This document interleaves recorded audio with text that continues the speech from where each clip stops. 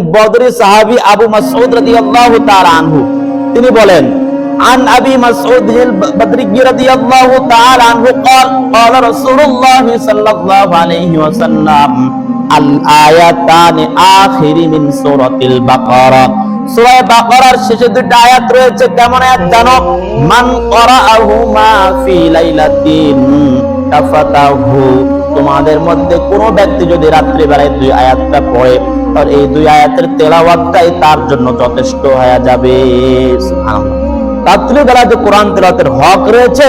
কেউ যদি এই দুটো আয়াত তেলাওয়াত করে তো তার এই কোরআন তেলাওয়াতের হক আদায় হয়ে যাবে এই দুটো আয়াত তার জন্য যথেষ্ট হয়ে যাবে সুবহানাল্লাহ মুআজ্জাজ হাজরিন তৃতীয় নাম্বার পুরস্কার কি ছিল